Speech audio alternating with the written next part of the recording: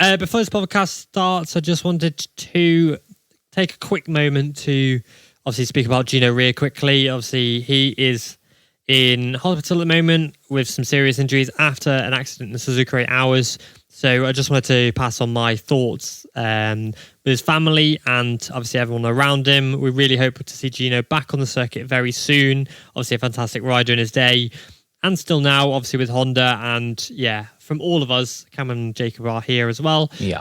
We hope to see him back on track soon. Yeah, get well soon, Gino. Keep going. Keep pushing, Gino. We are with you. The whole sport's behind you. I've seen so many nice messages on social media. And yeah, we really hope to see you on circuit back. See you back on a circuit soon, Gino. Yeah, definitely.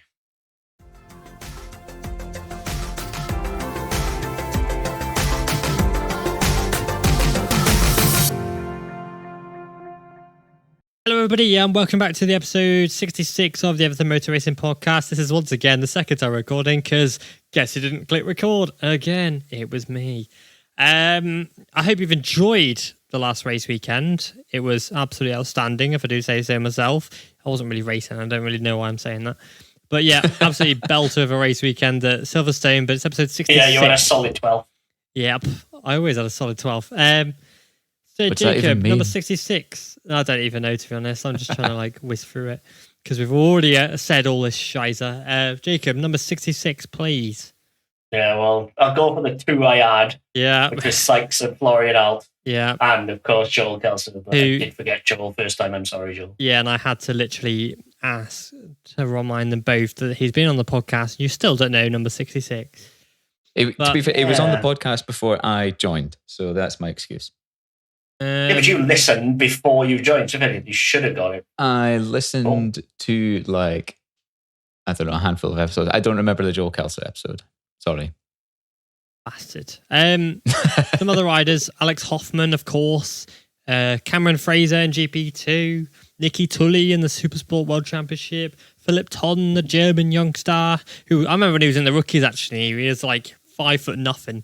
Maybe even been 4 foot. He was he was tiny, Philip Ton. If anyone wants something to laugh at, go back to look how small Philip Ton was in the rookies. It was quite funny.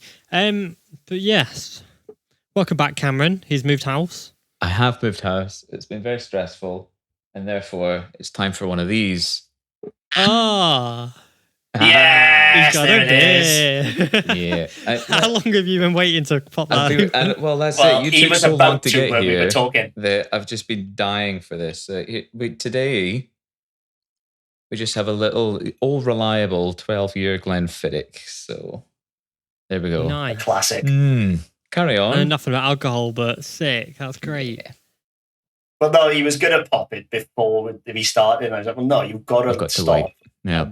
You've got to do the cork on the pod. It's just a thing now. That's it. Well, This I one's the bingo. moved to the home of Speyside Whiskies, so it's only fitting, really, of course. So cheers. Let's go. Cheers, Cameron. Time for him to get more progressively drunk as the podcast wears on. Stinking drunk. Well, he's had a stressful week. We'll let him off. Yeah, we'll let him off. I hope you've enjoyed last week's episode, though, when we were joined by Anik and Lauren. That was quite an interesting one. I enjoyed that one quite a lot. From the Sighting Lap, obviously give them a follow if you would like to see what they are up to. But yeah, I really did enjoy that episode. And now we are at Silverstone, and Jacob is flashing like mad for some reason, his camera. Yeah, by camera, we should specify. Yeah, he's not flashing, thankfully. My eyes will be bleeding. But yeah, we had a belter of a race weekend at Silverstone. The races have been all right recently. Obviously, you've listened to this podcast. If you listen to it regularly, you'll know that all of us complained a bit about boring races recently, but all three classes today did not fail to impress. They were outstanding. Moto3 was just an absolute barnstorm of a race. Then you got MotoGP with the lead. You were like, who on earth is going to win this race? And then you had Moto2 where the race winner was swapped at the last lap. And then you had Jake Dixon and hammering against Aaron Canet, which is the last man you want to be fighting against. And obviously Ayagura there to pick up the pieces. And yeah, I was pretty sweaty all day. Wow. It was good. Yeah. Mm-hmm. I'm so It glad. was one of those where you just sort of think, I don't like the fact Moto2 was after. I get why for telly, etc. Yeah. But so many people would have gone over and missed out on yet another great race. It's their loss at the end of the day. If you choose to leave the circuit early, then meh. Well, I mean, you're a complete moron if you choose to do so. But Moto2 deserved to be watched by as many people because it was as good as the rest. Oh yeah, it was an absolute belter of a race. And I'm gutted for Alonso Lopez. I'm over the moon for Alonso Lopez, but I am sad he didn't get a win because he has been through a hell of a lot recently in the last few years, from getting sacked to, having to then change his entire career path to then race as obviously the Moto2 Bosco Scuro in the FIM-CV Moto2 series. And then he was an outright favourite, and then he got stomped into the ground by Fermin Aldigo. He was pretty much unstoppable last year. And then him and Fermin were like a league above everyone else last year. And so with Alonso getting second place in every race bar 2, where he got first and a third. And the only reason he got third was because Fermin sent him off the track. And I think Norridin was able to capitalise and take the last place. Or Cardelas. Yeah, that was it. Cardelas. So, and then he won the race. So he won one race at the end of the season. But yeah, it was an absolute belter of a year he had last year. And so you're like, okay, you two are the best. So surely you'll go up. Fermin goes up, and a lot of CEV riders go up, but not Lopez. You've got riders such as Kenneth Kubo that goes up, and you're like, why are you going up when there's clearly better riders? Zaccone gets a seat, and you're like, huh? Money, innit?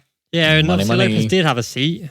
Although, to be fair, Zaccone should have gone up in 2020. So yeah, but he's not really doing much now. But because I was very interested about this Lopez thing. I'm going to go speak about Lopez for a minute because he deserves all the praise in the world, to be honest. But because I spoke to his manager quite a lot, pretty much harassed him because I wanted to know if Lopez got a seat. And every week he was like, he's in talks with these teams, he's in talks with these teams. And then it came to the last team, and at the very end, Lopez got pushed aside for a rider with a different passport,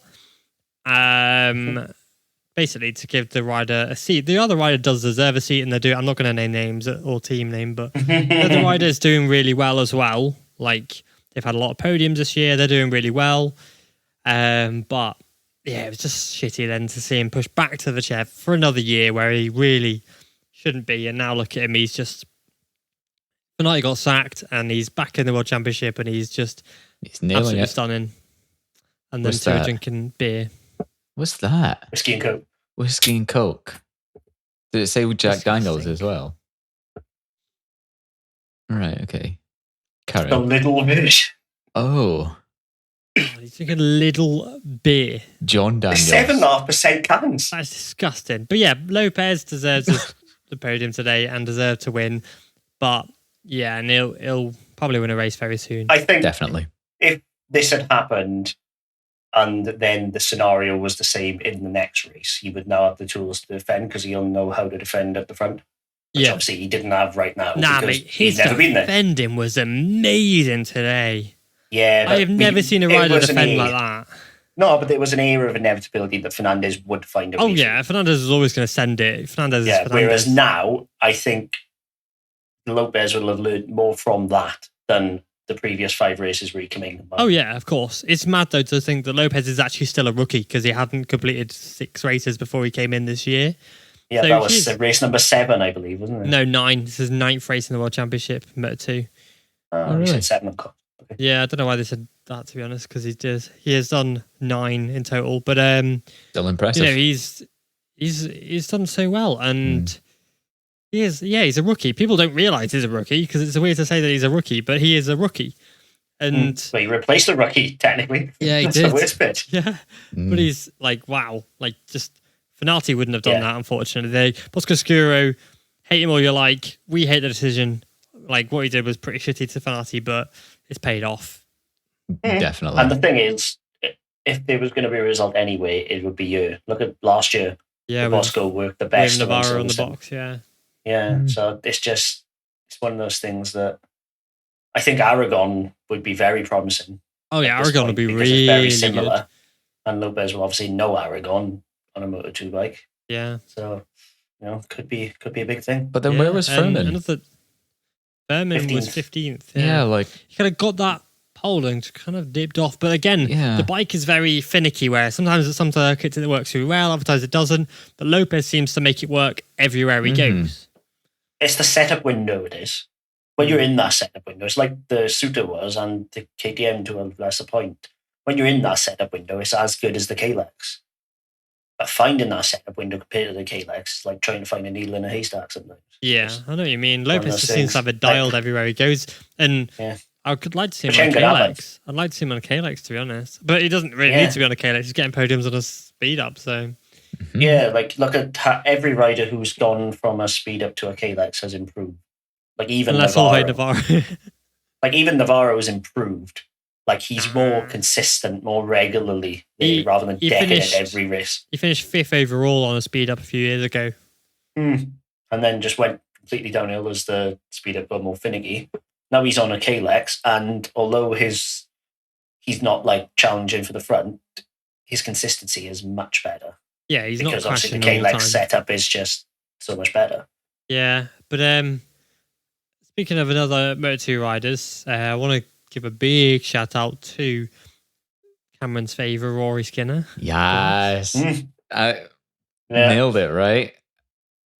Absolutely outstanding. He didn't do any prior tests to the race weekend. He's never ridden a Moto2 bike before. The first time he sat on it was Wednesday. And he comes in, he beats Sean Dillon Kelly, which to Sean's defence, I don't think he's ever ridden Silverstone. He's obviously still a rookie, whereas obviously Rory knows Silverstone very well, blah, blah, blah, blah, blah. It'd be more even to see, to compare between the two at Austria. But still, he still beat Sean Dillon Kelly. Well, he was top but not American Moto2. racing team, wasn't he? Because Bobby had crashed, but still, he was top. Yeah, he was. Yes, you're right, actually. Yeah, Bobby had crashed. He was. So there's a sort of nice accolade by default. Yeah, it's like, honestly, I'm quite excited to see what he can do and how he will compare with Sean at Austria, because neither of them have ridden at Austria on the Moto2. But they both would have been rookies, wouldn't they? I think both of them know it. I think Sean did ride it in the rookies, and obviously, that's what I'm saying. Both of them would have ridden it at in the Rookies Cup last time they rode it. So they were very, very level peg in there. But for Rory, the only difference is Rory will be on a year-old bike. Yeah, you're not meant to say that. You're not meant to say that, Jake. It's obvious. You can see the front fairing is different. Okay, fine. It was his attitude. Sorry, before we move on, like it was his attitude as well, though. Like when they spoke to him on the grid, he was just like, I'm just here to like have fun and test. And he's like, he beats Sabody Corset and SDK. I mean, sure, there was a bit of attrition at the front, but there weren't too many spills. And he still, what did he finish 21st? Yeah, Corsi beat him, but he beat SDK. Sorry, and it was only half a second between him and Corsi. I think it was a last lap. That's all right. Last lap Corsi special. It was only half a second. So, and obviously Rory was around 40 seconds from the winner, which is not that bad. That's what, over 18 laps, that's about 2 seconds a lap, which is for your Moto2 debut. On a 2-minute lap, that's decent. Yeah, on a 2-minute lap. Yeah, fair play. Like, just really, really impressed by Rory Skinner. We've known since he was, racing the Red Bull rookies that he was supreme talent. And I have messages from people going, like, who is he? And you're like, how the hell do you not know who he is? He's a Red Bull Rookies race winner. He's an ex-junior World Championship rider. He's a British Talent Cup champion. He's a British Supersport champion, winning nearly every race in the season. He's a multiple BSB podium finisher. And he's 20 years old. Is he 20 that's now? That's the scary part. Yeah. He's 20, yeah. Crazy. Like he's riding, and winning superbike races at 20. He's going to go far. He's not won a BSB yet, has he? He crashed out with the lead at Knock Hill, but he did crash out the lead. Yeah, he's been close. He has been close, but to hop off a BSB and onto a Moto2 like that, like wow, really, really, really impressive stuff. I love him. Anyway, but like moving on to the main show of the day, obviously MotoGP. I wanted to see Vinales win that so bad. I know. He could have had it. Yeah. He could have had it. He could. Like, should have. He, because like he had an issue obviously into T1 where he nearly got hit by Fabio, obviously. And then from what I've seen, I don't know how confirmed this is, that his ride height device messed up and didn't work properly into T1. Yep. But you could see it. The front just went.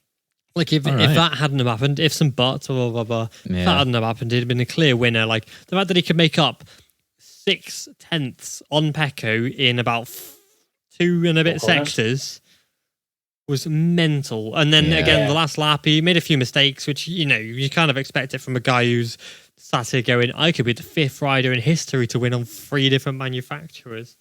Yeah, I think he wanted it a bit too much maybe and was a bit over aggressive on the last lap. But he made the move too early on Pecco. Yeah, because he kind of showed his cards a little bit. He would have, even if he just sort of run Pecco wide, Pecco wouldn't have had time to respond. I can see why he did it, because he clearly thought, I got the pace, just pass and go. But you don't do that to Pecco, who's an on-form Pecco. You just don't. Well, that's it. But then given the rest of Pecco's form through the season, I was almost expecting him to just bin it anyway. Yeah, me too. And Pecco's had a lot on his plate at the moment, obviously, because he's had the drink driving stuff, and he's had he's had a lot of slack recently. So it's nice for him. I'm not ever going to excuse the drink driving stuff like that. It's horrendous, and don't condone it. And I hope the full Spanish law, they come down like a sack of shit on him for that, because it's just disgraceful. Not going to get into whether he should have been penalised by his employer, because that's kind of a different topic that a lot of people will differentiate from. Yeah. But him to come here at because it was he looked really good before the summer break, and then you're like, is it going to continue? It's a bit, but he's come back here with a win. Yeah, but he looked pretty iffy all weekend as well, and then just kind of comes along on Sunday, wins it. So yes, it's the opposite of Pecco. Normally Saturday's his day, isn't it? Yeah. And he didn't get pulled. Where did he qualify? Thinking, oh my god! I'm just looking now, I think. Hold on, can't remember off the top of the dome. 5th or 4th. He qualified in 5th. But yeah, 5th was right. That's okay. I mean, it's not a bad qualifying, but it's not Pecco. Oh yeah, form. I mean, you wouldn't turn it down if the start of the weekend, but no, exactly. Considering we could have been my opinion is that with the whole drink driving thing, if he's being punished by the law, then that's the punishment. If you're doing it multiple times like Hector Barbara, then sack him. Yeah, because it does. But if it's a one-off, it makes Ducati look bad, it makes Pecco look bad, it makes everybody nobody come out of it looking good. You know what I mean? No, but if which I would never do because I would never drink and drive. But if I was to say be caught drinking and driving, I wouldn't expect my employer to be like, "Oh, right, Declan, you're suspended for a week because you've been caught doing that." You wouldn't expect to be sacked for it, would you? You'd still be expected to come in and do your stuff without a vehicle. Yeah. What if it had been someone like Bez or one of the lower Ducati riders? Lower in. Because that's the thing. That is a tricky one because he's battling for a championship. He could be battling for a championship. If it had been, I don't know, Dovi or Darren Binder, who won't win a championship this year. Yeah. Maybe it's different. I would have liked to have seen public opinion if it'd been Fabio, the most loved at the moment. Yeah, I don't know. But again, I don't really want to my point is that you shouldn't be sacked for a first offence when you've been dealt with by the authorities. If he had come in and say Paolo Ciabatti had caught him hammered driving, fair enough. But if he's been caught by the authorities, he's going to be punished accordingly. You wouldn't lose your job over it. So no, but this is kind of the debate I didn't want to discuss, as I've mentioned a minute ago. Sorry. Let's carry on. That's why I prefaced it by saying my opinion. Yeah. Does not reflect the EMR and its subsidiaries. No, but back onto the MotoGP, I don't know. It was obviously amazing to see Bagnaia win. There's a lot of Ducatis up there as well, like Jack Miller. Bastianini. But yeah, I was going to say, Bastianini kind of, I was most way through the race, right? And Bastianini was 11th. I was like, oh, for God's sake, why on earth is Ducati looking at him? Why are you not looking, why did you sack Jack Miller? Why have you done? And then with one wing, he comes from 11th to 4th. And that's he overtook, why he was 11th. Most importantly, he overtook Jorge Martin, who is the guy he is battling for that seat. And Davide Tardozzi confirmed that between Austria and Misano, they will officially announce Pecco's teammate. Yeah, but I think that's why Enea was 11th. But they said that the only difference between the the factory seat in the Pramac team will be the colour and nothing else. Yeah. So Right. There's prestige on it. It's the extra balls. the pay knowing packet. You beat out the other guy. Yeah, Mhm. it is the factory seat. You know, like it can be different, but it's still a factory ride, isn't it? I mean, based like on today, it's got to be Bastianini. Got to be. Oh, I don't know. He would have won with 2 wings because that is 100% why he didn't win, in my opinion. Was he took him about 3-4 laps to figure out how to ride it because, well, as Marini said, it was unrideable when he had his wing knocked off. Yeah, and then Bastianini comes forward. Yeah, Bastianini could have seriously done some damage today. Yeah, like literally, like the way he was having to stick his leg out through maggots and Beckett's just to balance the bike. It was something to behold, but he would have done way more with a more balanced bike. But yeah, it definitely handicapped him. Yeah, there's a reason those wings are on the bikes. Of course, yeah. And I mean, I don't know. It's interesting to see that Bastianini could still do that with half a wing, and then against Jorge Martin as well to beat Jorge Martin. And he was only it's only second behind Miller as well. So pretty ridiculous. It's an old bike, but he's got the 2022 fairings on it. Wow. No, it hasn't. Yeah, it's got the same shape as Jack's. Are you sure? Yeah, I saw because I was checking in part firmly and I looked and I was like, yeah, no, they are actually the same. But he was running the 21 in qualifying. Yeah, it's definitely different in part firme when I looked. I noticed. Who was it? Bez got the 22 fairing on the 21. Yeah. So it's definitely possible. Yeah, it's interesting, isn't it? It became a 17 with one wing. Yeah, it's not as good to be honest, but yeah, and of course we can't speak about MotoGP without speaking of the absolute man of the race, Aleix Espargaro, who had the balls to send it under Fabio Quartararo as well. The guy destroyed himself in FP4, qualified 6th within an hour of that horrendous high side. And got under the previous lap record, did a 57 around the circuit. The first ever. Yeah, the first ever, with 2 fucked ankles. And then was even more horrendous today because it was still, obviously it hurts even more in the morning. Yeah. Was probably drugged up to the gills. And lost a lot of places during the race, whatever. And still had the bloody courage to send it under Fabio in the last lap. Yeah, he's a warrior, Aleix. That's one thing you know about him. He will never ever give up. Yeah. No matter what. Like, he probably was advised at some point not to race today. And he went, no. Well, the championship lead difference is only 22 points. That is... Considering where he was at 115 mile an hour on Saturday, he will be coming from here thinking he's won the lottery. I think, right, I don't know what it is about Aleix this year, but I'm fully behind him now. He could win that title, man. Like, because he just needs to obviously put the results together, blah, blah, blah. Fabio obviously was 8th today, which is a bit weird. We'll discuss that in a minute. But Aleix, he kind of, every time he has something that would absolutely ruin him previously, you know, like this bad crash or Fabio punting him off at Assen, it would absolutely ruin him and he'd be nowhere. But this year, every time someone throws something horrendous at him that would ruin his race normally, he just comes back from it. He's like, he's got that mentality where he's like, no hill is too big to climb. Champion's attitude. Definitely. Like, literally, there's no other way to put it. That is, it's Fabio's attitude of, oh, well, it's in front of me, do the best I can, rather than thinking, oh, what if? Which is what he was doing before with like the Aprilia, because the Aprilia was a what if story, wasn't it?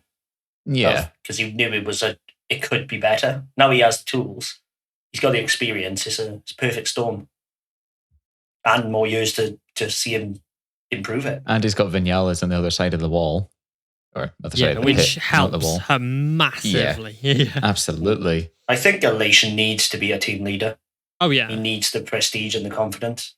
But that pairing now between Aleix and Maverick is just like, it reminds me of Jack and Bagnaia. Like, it's such a good pairing. Like, they bounce off each other so well. And between them, they really are elevating Aprilia to another level purely because of the chemistry that they've got. Yeah. Like it's not a coincidence that they raced together previously, and both have gone on to bigger and better things. They were both at Suzuki, weren't they? Suzuki, yeah, they were the best in each other at when Suzuki. Vinales was a rookie. Mm. Yeah, Vinales won a race. Aleix got poles, which neither of them. I don't think either of them would have done quite as quickly if they hadn't had each other as the teammate. But yeah, I don't see a downside to Aleix this year. I don't see a chink yet. It's going to make MotoGP Unlimited this year really good. Oh yeah. If they're still filming it. Oh, surely. Yeah, there's just no chink in the armour, is there, this year? It's terrifying.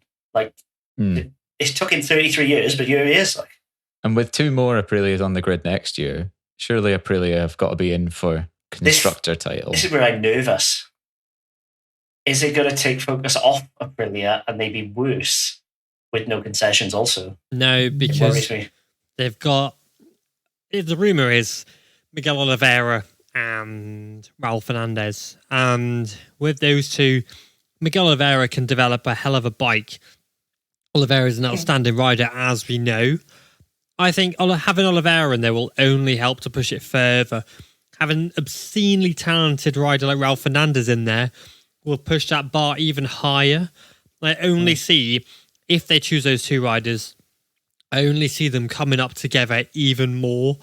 That was a weird action for me to do. But coming up together. I'm with you in that thing. I'm just thinking more of factory resources in terms of development, because they've never had more than 2 bikes. Yeah, but that's the thing. It's going to be a whole new world. With you got to remember the old satellite teams would be only the factory riders would get the new parts and nobody else. And I think Aprilia may have to operate like that for a little bit and then let parts trickle down to Miguel and Raul as the season goes on when there are spares, but let Aleix and Vinales test everything, make sure that it's all good. And when it is good enough, then create more for Miguel and Raul. If they don't like it, then they can amend it or they can adjust it. I think they would be quite smart to do the Jack Miller Pramac and let Miguel take development lead. They will. I think they would, because Miguel's more experienced. He's got years at KTM.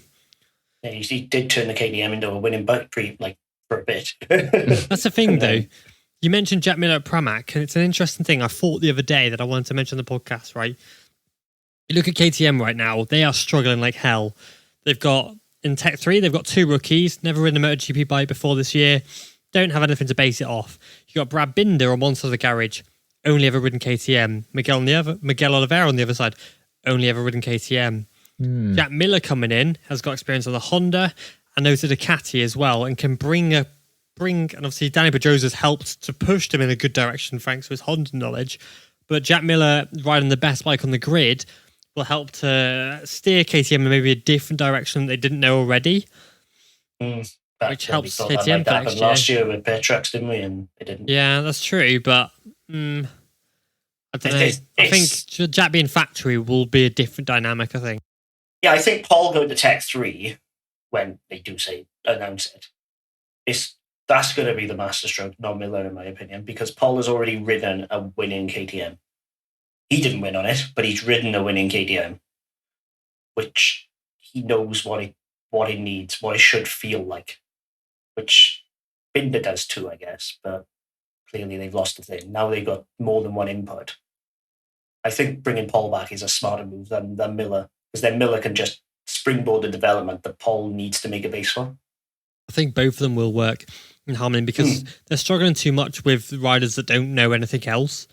Yeah, that's it. Like Miller's not going to have a base setup because that KTM is so different. Paul is going to know what the base setup should be because he's coming back to it. But surely the KTM's changed so much since Paul was on it. Like I don't think it's changed that much, to be honest. It has changed a lot and obviously feels different. Mm-hmm. It's still the same thing at the core, though, it's still the same base, however, which is where he's going to thrive. A winning KTM back in 2020 would still be at the back of the grid now.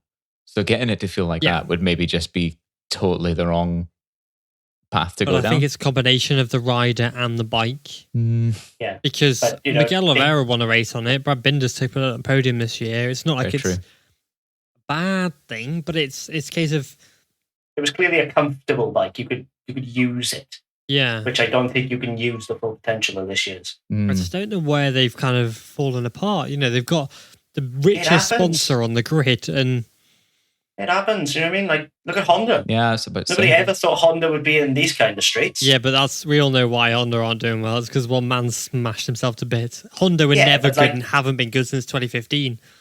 But Honda, the power of Honda, the size of Honda, for them to be in the shape they're in is outrageous. It shouldn't be a thing, regardless of Marc Marquez. Yeah, Honda, I remember, you go back to 2011, it was the best bike in the grid. 2011. Yeah, if Honda can lose their way, anyone can. It's that simple. And Yamaha gone from being the best bike in the grid to being only one guy can do well on it. Yeah.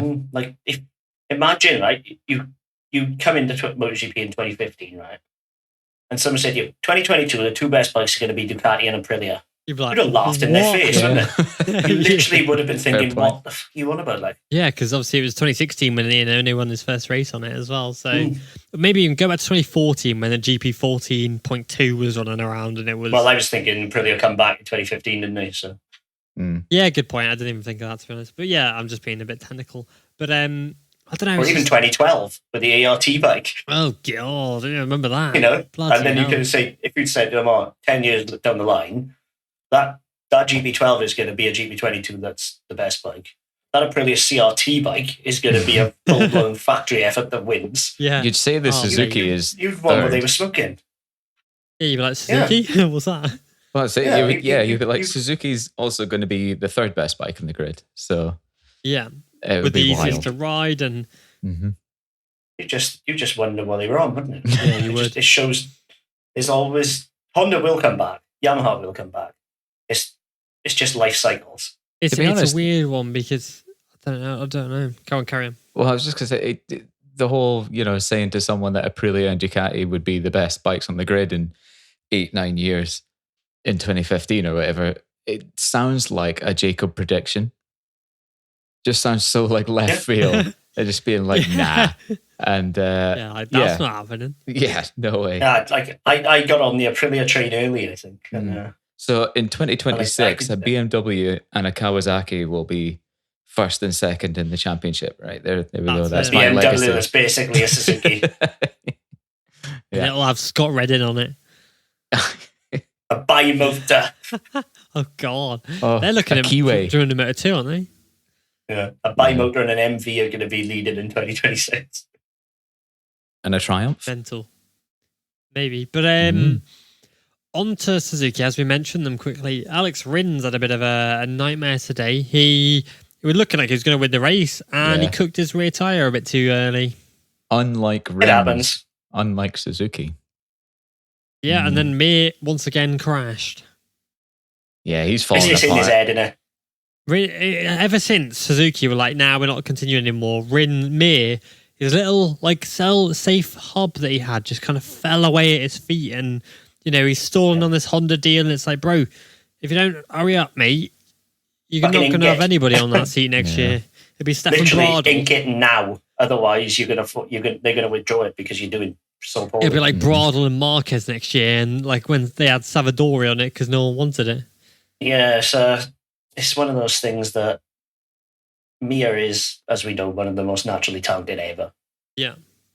So if he can't make that Honda work, well, like Jorge Lorenzo couldn't make it work, Paul couldn't make it work, Danny couldn't make it to work towards the end. I think this one has a better base to work with, but I think they just completely ruined where they should have gone with it this year, which is the problem. Yeah. Like the 2019 bike was literally Marc Marquez shape, wasn't it? Oh yeah, but like this one isn't. Just like Alex Marquez was the highest Honda today, and he was 17th. No, it wasn't. That changed. I read it, and it's wrong. Yeah, it was Nakagami was the highest in. Yeah, that was qualifying. Nakagami was the highest Honda in 13th, and the only Honda point scorer. No, Paul Espargaro got 14th, mate. Oh, Paul got 14th. Yeah, good boy. Look, I was not reading things correct. That's great, isn't it? The thing is, look at Paul last year. Yeah. I know, and he was on pole. Paul on pole, and 5th in the race, was he not? Around there, I can't remember off the top of the head, but he was in that group. No luck. It's just horrendous. Like, but I think any confidence is shattered. Yeah. It's weird though. Like Marquez got criticised for years for like steering the bike in the wrong direction, blah blah blah blah blah. But I think they need Marquez for development because. No, I wouldn't say that so much as Mark got criticised for the direction which he took the development in. But clearly they can't fucking heavy. Do it without him. Yeah, they made it front end heavy. Like, yeah, that was just... Clearly, it's just a Honda issue, not a Mark issue, because he's been out, he's had no say in this development, and it's still a pole bike. I think they need to do a management reshuffle. I think that bike's gone downhill since Puig came in, mate. It's just gone downhill. Like, get back Nakamoto, mate. The legend that is Nakamoto. He's busy chainsawing stuff, isn't he? Yeah. Like, literally, I think they need to just completely wipe their V4 concept. It's not working.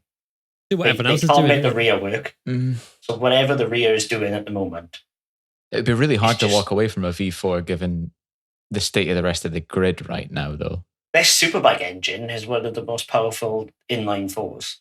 Yeah, they can build a good inline four. Like, it won the Suzuka 8 Hours, didn't it?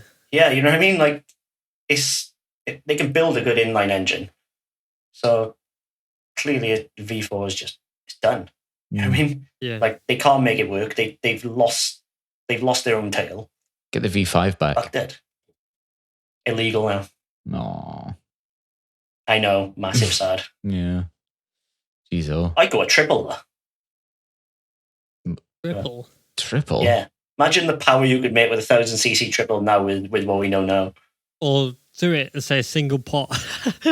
Okay, single. One cylinder. Bad for high sides as it is, come on. Like, it'd be massive, wouldn't it? Oh, I think a triple would be the one, because sound amazing as well. Think of how compact you could make a triple in MotoGP now, because they are big bikes now. You know, long and Ducati's like a drag bike. Yeah. Oh, yeah. Well, like even like the KTM, like when I was watching the Carwow video of it against the Lamborghini Huracan earlier, and it was like flat down, and it just looked like a drag bike. It was mad. All it needed was an extended swing arm, and it would be perfect, you know. And a parachute. It's just I think Honda just need to reassess. I think they don't seem to be openly trying too hard either.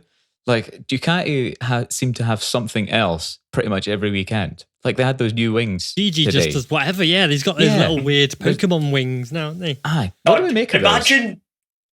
I like them. If Miller didn't like him, Martin didn't like him, and they loved them. So I think I'm just guessing here, but I reckon it's designed to push the rear into the ground more contact patch on the tyre. So, hold on. You carry on talking, I'll get what exactly it does for you. And with that then, obviously, you've got the front aero on the Ducati with the... I can't remember what they called on the side. But the Venturi tunnels. You've basically got the entire bike being pushed into the ground, front and rear, with contact patch. And, of course, you've got the side benefit of it basically being a wing. Yeah. So it disturbs the air behind others. Well, that's it. It's a double whammy, and I cannot believe they're legal. But the fact that they are. There was so many people on social media just being like, "Oh, they're ugly," and it just bring them back to like the old pretty bikes and stuff like that. It's like make it a bike like you get on the road, and it's like, well, go watch Superbikes then. Like this is prototype racing. Yeah, this is supposed to be pushing every boundary they legally can, and this is part of it. It's I don't know, just go be deck and watch Superbikes. Like the way they're angled, it definitely is designed to push air down when you're cranked over. What does it say? Matt Oxley, to give credit, because I know they all go mental if you don't give credit. Matt Oxley tweeted a photo of it and said, to quote, Bastianini likes his new wings. They make the bike better on brakes by increasing rear downforce to increase rear tyre contact so we can get more stopping from the rear tyre. Right. But Jacobs has There a it dog is. barking, so There it is. There it is. yes. Wow. I guessed. And it was an educated guess. Oh my God, you're so clever. It's all it could do. It was never going to lift the rear, was it? You know what I mean? And the bike's to stable go- enough, so yeah, it's got to be one downforce. more as well. KTM have a longer front exhaust. Matt Oxley again, who said that Oliveira says that KTM's longer front exhaust decreases vibration and gives better throttle connection. It's also louder, which is a rider's request so they can hear the engine better during battles with other riders. Which is interesting, given that Raul and Remy are not battling anyone at the moment. Well, they battled each other. Yeah. Yeah, that's like, as soon as I saw it, I just thought it's a hose pipe. It's like Yeah. someone's welding. You know what I mean? But, yeah, it's just, it's ugly, but if it works. That's quite a dog in the Like, you're not background. going to see anything. Yeah, like, There's a dog going mental in the background. you know what, honestly, at this point, I think people just sort of don't give a shit. They know the dog lived opposite me and then they said nope.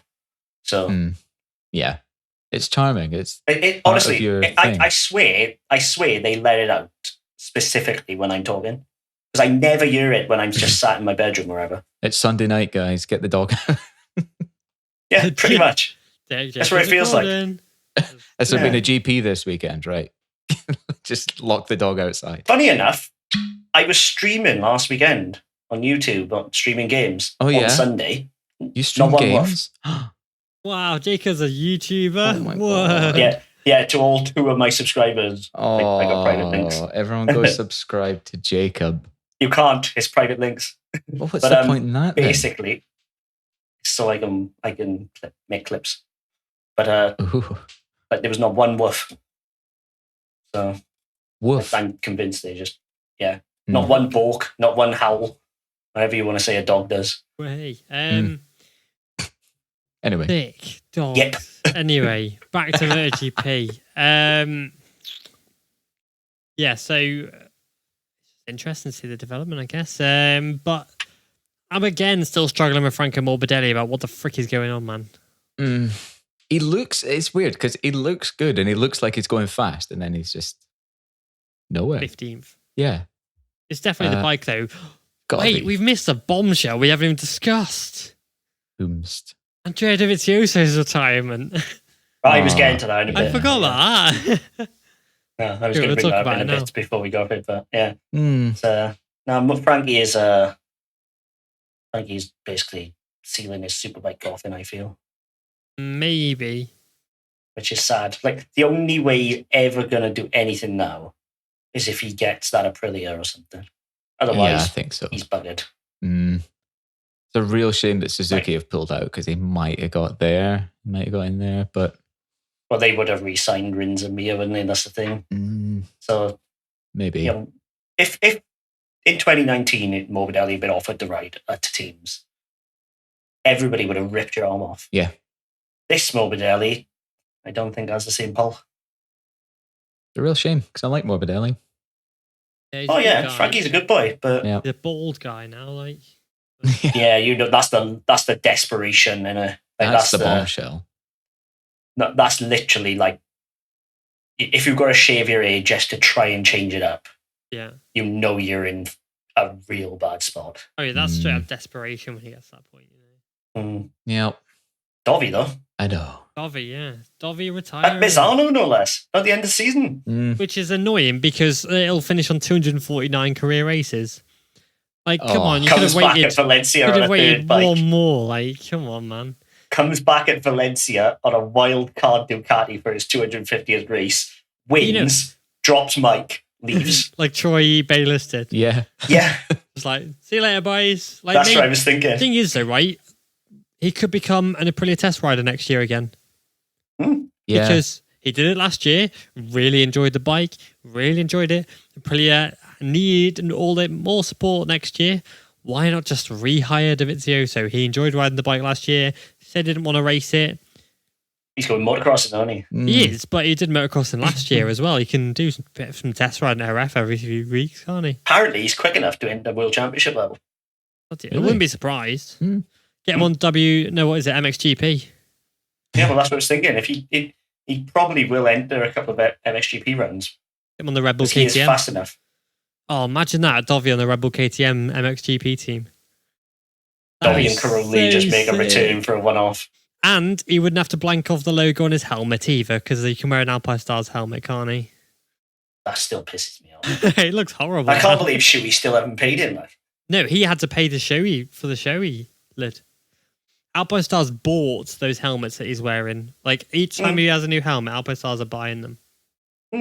But, like, wasn't it to do with the fact that Shuey didn't pay him after he signed for Alpine Stars or something? No, Which is where it all started from. I heard Alpine Stars, this could all be false, this is all speculation, but what I heard was that Alpine Stars bought out his Shoei helmet contract so that he could be Alpine Stars from head to toe. Yes. Literally. And but apparently he was owed money by Shuey or something, that like for the residuals or something, like for the replicas. I don't know, to be and honest. Then Shuey absolutely refused because the contract was bought out. And he refused to run their logo or something. I don't know about that, to be honest. I've not heard that, but... That was something I wanted to clarify, though. So if a rider announces their retirement, is that just as a racer? So he could continue to be test rider? Or it'll be a retirement from MotoGP. Well, technically, it's only a retirement from a contract. Well, no, it's like when Chaz retired last year, Chaz Davies. He retired from World Superbikes, but he's still racing in World Endurance. Right, yeah, but that's because he's retiring from World Superbikes. Could Dovi be a test rider in MotoGP then? Or has he retired from... Well, right, okay. Like Danny announced his retirement, didn't he? But in he's theory, still a test rider. Yeah, fair. Okay, sure. In theory, Dovi could ride for another manufacturer, technically. I bet there's a clause in his retirement contract. It'd be a retirement from being a full-time rider. So, like, if he then was like, oh, yeah, if Danny Pedrosa was like, right, I'm riding Red Bull KTM next year from Portimao to Valencia, then he's out of retirement. But if he's just doing a wild card, then he's out of retirement for one race, for example.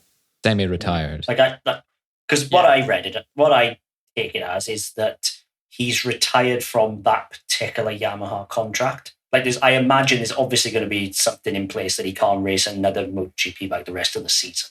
No, he's announced his retirement, so he until his contract ends, he won't race.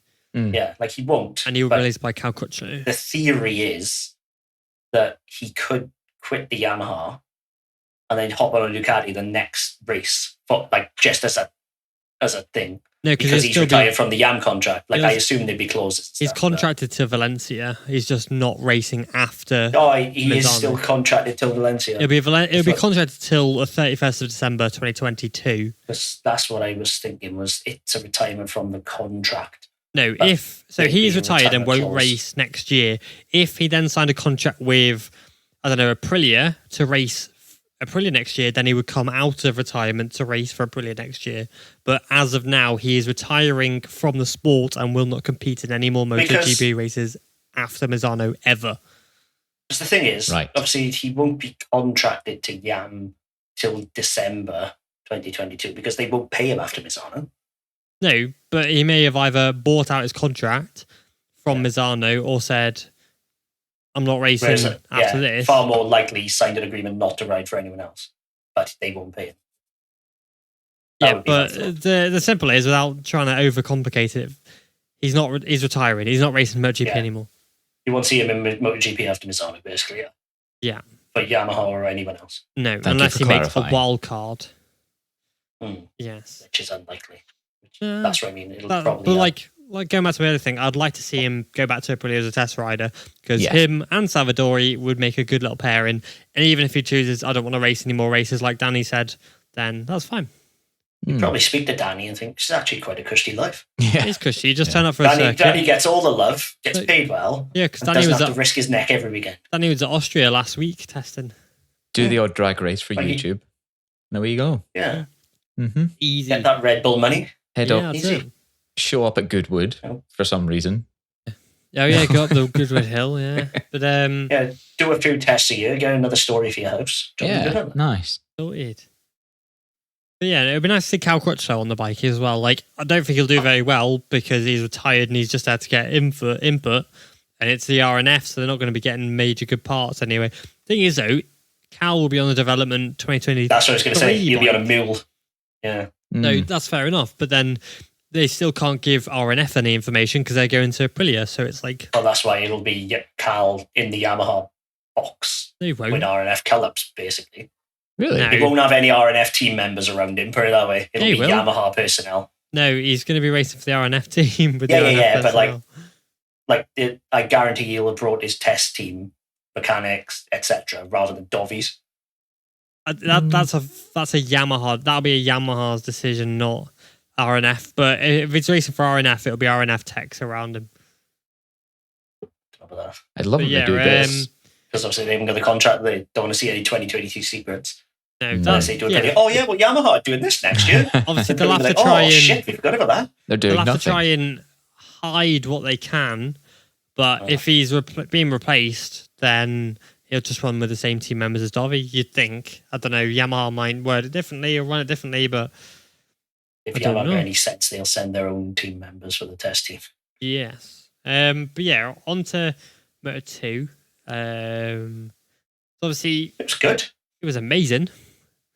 Like, Yeah, it was really a good one. battles all the way down the field there. amazing. Like Jake Dixon, obviously, home crowd, home race, did superbly to take the, especially with blooming Aaron Canet on his case. Like, He was podium in crashing. Yeah, last guy you that's want it. on your case is Aaron Canet because he will just Yeah. push you past the limit and just bully you into submission. And then, You know it was a quick pace when Ayagura can't keep up. yeah, Nayagura was then honestly rating in the wings. And then once they started overtaking each other, then Nayagura could come in and then obviously swoop up and then finish ahead of Canet by the end of it. But But Canet hit him, didn't he? Oh, did yeah, he? he did. Going into Vale. Oh, yeah, they yeah, made contact. Yeah, because he hit his front and rear tyre, yeah. Yeah, that's what gave Dixon third place. Is Yeah.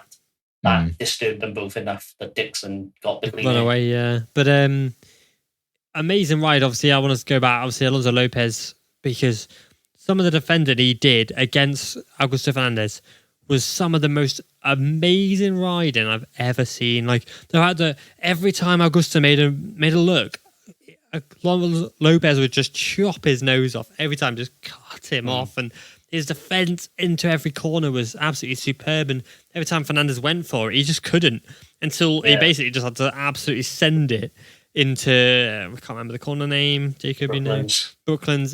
He had to just send it into Brooklands. Obviously, yeah, because at the end of the straight. What's that straight they were on? That's the Brooklands straight, yeah. Oh, okay. Yeah, so he was on the Brooklands straight, obviously sent it past him then, and then just had to make it stick. And as we saw in British The Supersport, front end was... yeah, and that's a risky one. As you saw with British Supersport a little while ago when Brad Peary tried it on Jack Kennedy, made the move stick. Kennedy went wide, and then Peary just lost the front and slid out. Yeah, the thing for me was...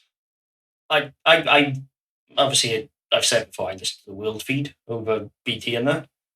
The World Feed were really annoying me with their comms because they kept being like, oh, Lopez had gone wide, but he hadn't. He was just carrying the corner because of the Bosco. Yeah, and he was just carrying it was the corner late speed apex and then slicing slicing it off, wasn't he? He was just making a V when out he's of doing it. the exact same every lap. He's not going wide. That's his line. Yeah, he was just making V's out of it. He was just carrying the corner speed wide so they could sling it up, and which is why he was cutting off Augusto Fernandez every time, because he would carry it wide and then kind of pull it in at the last Because he knew bit. he had the speed. Yeah, and would carry the corner speed out. And The one he couldn't enter wide and sweep was the one Augusto did him on. and Anywhere Augusto knew else, that. Augusto, yeah. Augusto followed him for 5 laps and studied him and knew, right, he's going to cut me off there, he's going to cut me off there, cut me off there. But this one corner... It just The only made sure place he he couldn't couldn't pass set it. up any line and get any flow going. It was just... yeah, It was very impressive. Because I never have really taken an interest in like riders defending or anything like that. But the fact that his defending stood out to me that much that I was like, wow. Yeah. This is why we need multiple chassis in Moto2. Because if it's a keyless procession, you're all taking the same line. That's the thing, though. It's great, but then it's like no one can make a competitive enough chassis that it's worthwhile. Because you had 4 Oscar Scuros on the grid last year, and 2 of them are crap.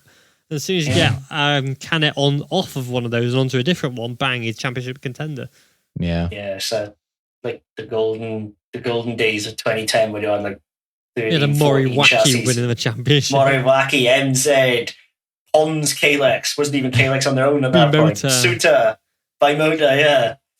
Yeah. Well, what was Julian Simon on the first half of the year. Some weird Spanish chassis. There's an FRT, FTR. FTR, yeah. Hold on, I'll get it for you now. There were so many, and but it seems like Moto2, the GIR bike, TSR Moto2. Let's have a look. So you got FTR, Kalex, Moto2, MZ FTR, MZ RE Honda. You got Suter. You got a B Motor. Obviously, you got an IAMT. You got Tech 3. What was Tommy Koyama on? IAM or something. You got an AJR. No, but that's what Simon was on. FTR. So what was it? Which rider? Sorry. Tommy Koyama. He was on a really weird named chassis. It was How do you spell his surname? KO. KO. YOMA. KOYO. Oh yeah, there you go. Suter. MX12. Maybe it was 2011 then. Yeah, it was the Technomax CIP. It was honestly, it was a weird looking thing as well. Yeah, now you've got. I remember it. Thing is, you've got. Yeah, it's amazing. You've got 3 different manufacturers on the Moto2 grid, but the MVs are at the back of the grid. But 2 in a super sport bike. Yeah, the MVs are at the back of the grid. The Boscos are either unrideable or only one rider could do well on it. Whereas the Kalex is consistently good at every track. How would you compete with that? You can't. And Suter couldn't do it. Even when you got brands coming in like KTM, who are nah, mate, we're KTM, we're the best, we're going to make our own Moto2 bike. And it sucked that bad, they had to abandon the project. Hold on a minute. I know they put money from Moto2 into MotoGP, which is why they pulled out. But it didn't suck until they decided to use the same engine mounting points for the new Moto2 engine. In the Honda era, it was a bloody good chassis. In the Honda, it was amazing. Yeah, Honda and then era, as soon as fantastic. they went to take Triumph, the designer decided to use the exact same engine mounting points for a far different engine, and it didn't work. Yeah, and it cost Binder a title. Yeah. I hope somebody got fired for that blunder. Terrible. I mean, it's still racing now in the Chev. Yeah, with one dude. Which is mental. Is it not the 18 as well, though? It's the 600. It's the 600, though, isn't it? It's not a Triumph engine. Oh, I don't know. It's a Honda engine. I don't know off the top of the dome. But, and then you've got, you got KTM now, and they're on a Kalex. You got Yamaha in the championship, and they're on a Kalex still. You've got Fantech next year. On a Kalex. They're on a Kalex. And you're like, it's just, it's that much of a Kalex championship that other brands don't even want to try. Do you know what I was shocked at to discover the other day? What? Kalex employs 7 people. The hell. Away. Right? That's crazy. Right? No, nah. Okay. 7 people. Google it. Does that mean everyone else is on a freelance self-employed contract? They're not. I assume they must freelance some stuff. Yeah, that just sounds like a statistic that actually sounds impressive, but maybe is sinister in a way. Yeah, let's have a look. Maybe the rest of it's slave labor. Moto2 bike. 3 races. I took them 7 races to get their first podium. They got 8 titles. That's wrong. There's probably more than that now. No, it's 8. Is it? No, they got a picture of Balder on here. This is old, man. They got the 2 Pecco that on there. didn't win were Elias in Morawaki. They haven't updated and it. Mark on a Suter. I don't know. They haven't updated their website since 2015. Right. 2019, sorry. Well, they don't employ website staff then. So they won 2, 3, 4, 5, 6, 7, 8, 9, 10, 11. They've got 11 now. Huh. Because they won of course. 21, 20, 19, 18, 17, 16, 15, 14, 13, 12, and 11. I'm confused because Bradle's the first. Yeah, but the scores at the end, the constructors' championships and all that in Moto2. Yeah, this is underneath. It said 8 constructors' championships. They are 11 times rider world champion. So 11 riders have won titles on their bikes. Right. Yeah, 8 constructors though. Yeah, I was super confused because I saw it earlier and I'm like, yeah, that's right. Yeah, but I don't know how many staff they've got, to be honest. It's just gone on a fucking mental. Damien Cudlin won it. What? On one. I mean, Cudlin, one. yeah, on a Kalex chassis in 2008. And Moto2 plans in 2008. Why are we talking about bumming Kalex's history? Back to because they deserve it. Yeah. They are the best in Moto2. They have made the best bike by a long mile. And yeah, like even you had NTS come in, couldn't make it work. And like so many teams have come in and gone. Weird ass thing. That was such a strange bike. Well, like, it was such a promising thing. Well, it won the CV Moto2 class with Stephen Odendahl, didn't it? Yeah. But it had all the ingredients. Because it was the Moto2 team who DeAngelis rode for. Yeah, but nothing beats Kalex these days. I think Zarco rode it. JAR team. Correct me if I'm wrong on that. Yeah, I think he rode for Moto2 a few years ago, yeah. Yeah. Before he moved it was competitive then. Before he moved to the Kalex. Before he went to Suter on the Kame Ioda Suter and then Io. Because what did... And Caterham. Because when he was... Yeah, on Caterham it was a Suter though, wasn't it? Yeah. With Josh Herron. For a bit. So anyway, what's happened to Vietti? Do we think he's doing this thing, right, where he's like, I don't want to win the championship at the moment. You can have it, Augusto Fernandez. Here's the championship lead. He's breaking out all reliable, isn't he? No, you. Yeah, he's just doing it. It's like MotoGP 2020 when everyone was like, nah, I don't want to win the championship. You can have it. Yeah, no, you. Oh, no, you, sir. After you, sir. Of course. It's got to be Fernandez now, right? It's got to be after today. I'm hoping, like, because Augusto Fernandez even said that he wasn't sure if he could carry this momentum that he had before the break, after the thing, and then he got a good result on qualifying. Where did he qualify? History, though. Where did he qualify? Pole. It was his second ever pole. When he got pole, it was like, yeah, I can still do it. I've still got it. Literally, his second ever pole. His first one was Barca 19. Right. And I hesitate, based on previous form, to ever say that Augusto Fernandez can carry form. That's the thing, yeah, because he came up to second in the championship in 2019 and was like, wow, he's come from absolutely nowhere, and then he just kind of went, nah. Yeah, so this is why I hesitate until he's got a championship that's literally only his. No one else can win it. I can't trust it. Well, based on consistency, then maybe it's Ogura's to win. And the thing is, though, I'm thinking Ogura. Well, Ogura, is looking fucking amazing, but like. This is what I've said in previous podcasts. No Moto2 rider deserves to step up for next year. But if Augusto Fernandez can keep his consistency and win this title, he's the only rider I can see moving up. What do you want to put him on a KTM then? Nope. I want to see him on... Especially as he's riding an Ali chassis. I'll put him on last week. Put him on the Repsol Honda. Fuck it. If Mir ain't going to sign Fernandez, well. Because, as I said last week, unless you're riding a trellis chassis the entire way through, I think the KTM is a daunting prospect. Well, it is, yeah. That's it. But, Vietti's just kind of, nah. Nothing's happened to Vietti, though. This is just Vietti. Yeah, it's very Vietti-like. He's not had amazing consistency, but he does manage to pull it out of the bag. Like, he wasn't poor today, but he had 6. And he had a long lap penalty. Yeah. That's not bad. No. That's still championship, keep you in contention kind of thing. But it's behind Ogura, it's behind Canet, and it's behind Fernandez. But it's not behind a winning Fernandez. Suddenly the picture looks a bit worse. Yeah. If Fernandez had got 4th. Well, the fact that Vietti's dropped to 3rd in the standings now. Yeah. Yeah, well, they were equal. He was equal with Ogura. No, Fernandez was a point behind, and now they've Fernandez leads. He's gone, ha, screw you guys. That's the best, though, you. Yeah, literally. But yeah, it's just been a bit of a mad one. And I'm pleased to report that of course, he can still win the Moto2 World Championship. So, we are still looking good on that case. The only way Simone Corsi is going to win the Moto2 Championship is if we teleport back to 2010. Yeah. And even then, it's unlikely.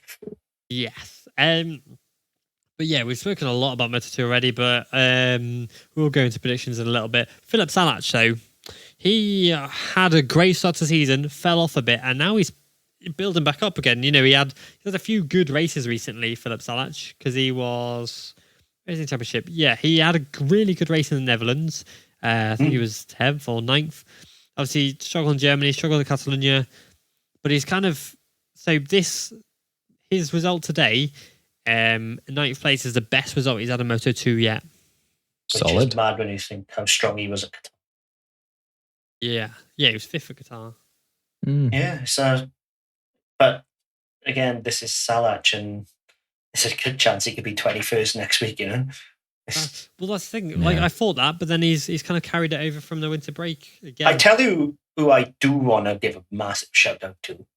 Ben Snyder. Lopez. Bo is making it work in consistent top 10s on an SAG bike. Yeah. Like, that deserves applause. Like, he's doing really well, don't get me wrong. But it's too little too late, I think, now. If he's like... Yes. But the last guy to make the SAG work was Rem Dog. And then look what happened when he got a good bike. That's it. Bo is a freaking anomaly. Like, he's only 23. He nearly got pushed to World Supersport in the EAB back a few years ago. He signed the contract, didn't he? Yeah, he did. And then obviously SAG pushed out Kazma Daniel to get him in. And then he was like, because he was with the NTS, because he never really got Kalex until last year.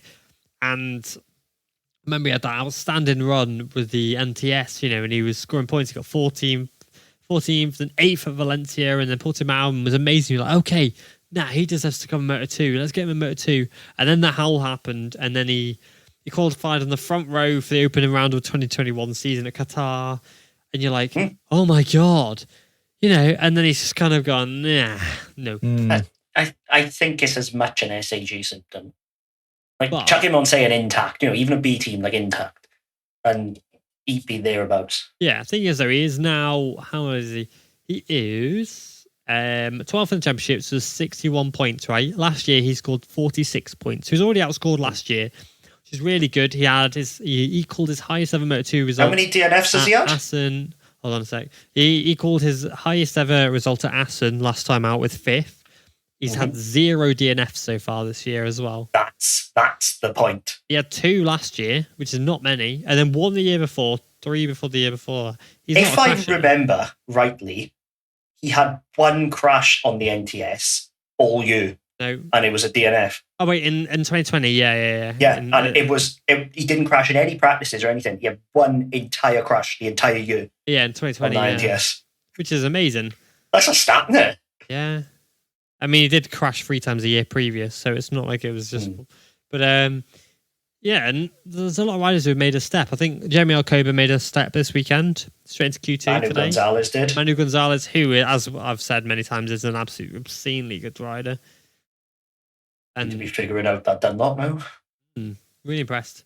But, yeah, I have a feeling, how about, right, I've just told this, how about we each do like a rider of the race? Right. So, like, at the end, after we've done our predictions, we'll say our rider of the race. What, for each class? Or? Yeah, each class.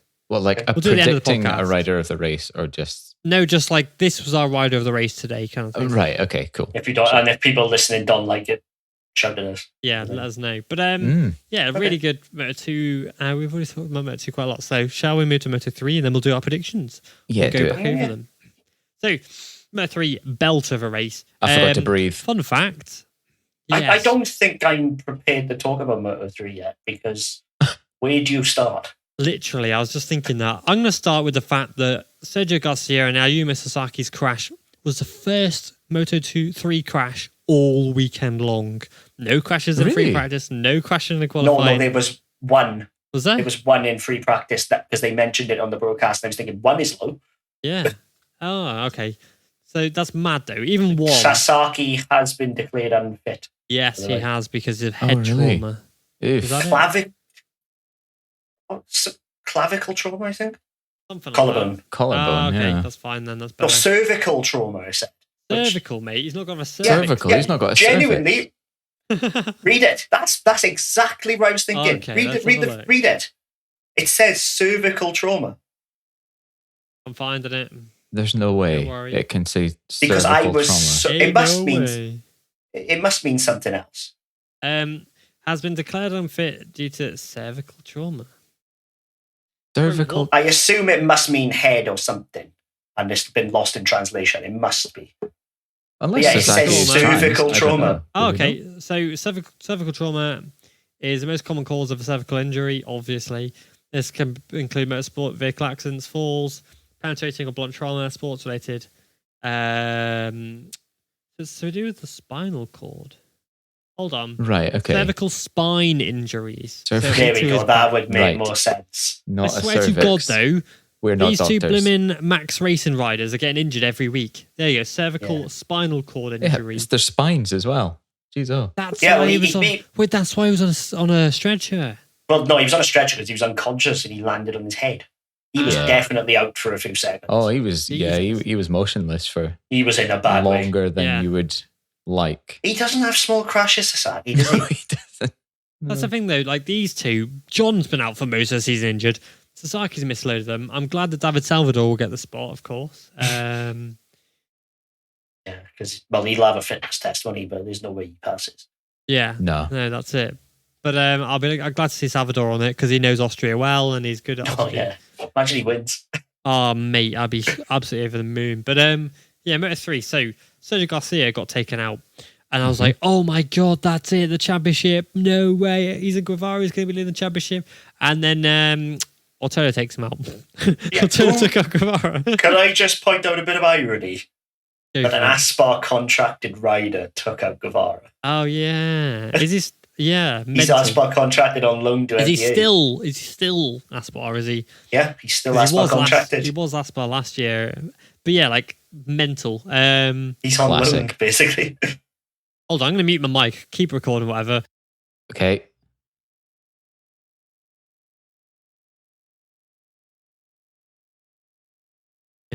So I was just giving away a little rumor to the other two. That was exactly what I was thinking. It all makes sense now. So, there we go. So, you can just put some pieces together about which rider's been signed to the MTA next year and which hasn't, and the fact that Ortolo is an Aspar rider. I didn't say any of that. Anyway, the fact that Nepa is actually signed for next year. That's public knowledge, you know. Quite rightly deserved the money, but he's been really good. He got fifth today. He's been incrementally improving. Yeah, Toba got fourth. Yeah, I know. Anyway, we'll go on to that in a minute. So, it's because the blimmin' top 6-7 riders all crashed out. But so Guevara got knocked out by Ortolo, who was having a belter of a race. Yeah, he was. At one point, I thought he was winning it. Yeah, same. I was like, no way. Yeah, he's going to win a race. On his 18th birthday. Solid. That would have been a present, wouldn't it? That would have been a belter, but and he did well. Somehow Suzuki crashed out, didn't see that one. Munoz crashed out. Of course he did. Munoz crashed out, and I was kind of gutted because I kind of wanted to see two rookies in the box together because obviously Ortolo would have been there. And then Holgado crashed out just for good measure to join Ortolo and Munoz, who were in the top 3 of the FIM-CV last year with him. And promoted all these riders. But mute this bit if you want, cut it. Can we talk about Ogden and his rant? Yes, we'll keep this in. Because I think he was 100% justified in what he said. Well, yeah, I mean, at the end of the day, right, I don't want to slate this British team because it's done so well. Like the Vision Track, Michael Laverty and all that and everybody. It's a brand new team, amazing job, right?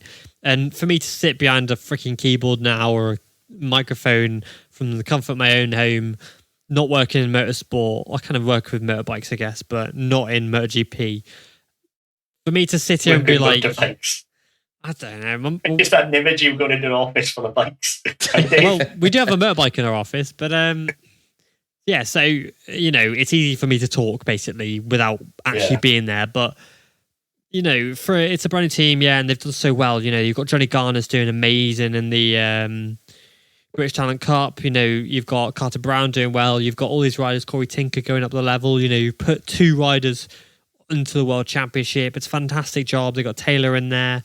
Amazing. But when your bikes are breaking down consistently with Joshua Watley, when you've got Scott having various technical issues on his bike, when you're sending him out at the wrong time so you can't even put a fucking Q2 time in to try and get to Q2, despite having the pace to get into Q2, it's just like, you're like, what the frick, man? Like, Yeah, it's frustrating. That's my point. Like, I don't care whether you're new or 20 years. If you've got a game plan, you stick to it. It will have been discussed. Like, it's not difficult to say, oh, well, our game plan was to send Scott out with everybody else, like, say, on about 8-10 minutes to go. Oh, no, we missed it. Yeah, like we don't know what's going on behind the scenes, but Scott has always been a rider who can go out and put a lap time in without needing anybody else there. And, you know, so for them to be like, oh, no, now we're going to wait for everybody else. You know, the amount of times I've heard Neil and all that on the BT Sport.com say, why are you waiting? You're going to run out of time. You're blah, blah, blah, blah.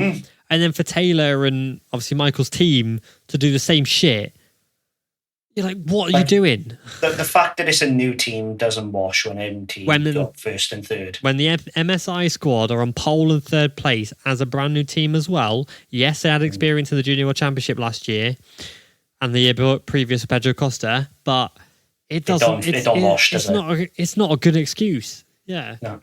Like, at the end of the day, like, you know, like, I'm not in motorsport, but if I've got a plan to do something at a certain time... It's not doing it. So I was going to say, speaking of devil, Scott Ogden's name's now on my phone screen. Like, if you've got a plan to do something at a certain time, whether you're in motorsport or just, you know, going about your day as a normal person, you do it. Yeah. Just execute it. I really hope our comments now that we're saying aren't taken out of context and posted on Twitter or sent to these random people without the full context here of us saying that it's going to happen. We aren't in the sport. We're just commentating from the sidelines. And judging from Scott's interview, he's pretty pissed off because if you watch it, first time, is it? If you watch it, right, and you watch the video of... No, he didn't. And the thing is, though, when you watch and when he was talking in the garage, you saw him say, if you read his lips, he said, shit team. Yes. He went, a shit team. Yeah, the thing for me was, like, we've spoken to Scott a bit. He's a lovely guy. If anything, he's not forceful enough. Yeah, he's a bit... So for him to come out and do that, you know he's fucking seething. Yeah. Like, it's that simple. Thing is, like, he should be battling with Holgado, with Ortolo, with Munoz, with Navarro last year. Because he beat them last year in a flipping Chev race. It wasn't because they all crashed out. It wasn't because they all crashed out. He did it on his own merit. But he did that on an Aspar bike, a well-turned out sport. A team that knows how to do it. They've got the experience, they've got the years behind them, but... Like, that's the double-edged sword, isn't it? It's like, you've got to get experience to be perfect. Yeah. But to be good doesn't take much in terms of timings. How many rounds have we had now? They've had enough time to figure out when is good for him to go out for how hard can it be to say, oh, Leopardo off out, quick. Yeah, but like, yeah, exactly. And we're just saying this because we are passionate about, obviously, Scott, we like Josh as well, we're British. Yeah, just want to see them both do well. Yeah, and we're not like, it sounds like we're maybe ripping the team apart or whatever, but we're not. We're just trying to understand where the logic come from. The thing is, it's World Championship level. There's nowhere to hide. Mm-hmm. No, that's it. Exactly. It's in full view. And I'd love genuinely to have maybe Taylor or Michael on to discuss the ingoings of the team, because I want to understand why these decisions are being made and why. Yeah, what's going on that's consistently poor decisions. Yeah, consistently. There's no other way to sugarcoat it. They are consistently poor, consistently incorrect. Like, how many times can you justify making the same mistake before you don't learn from it?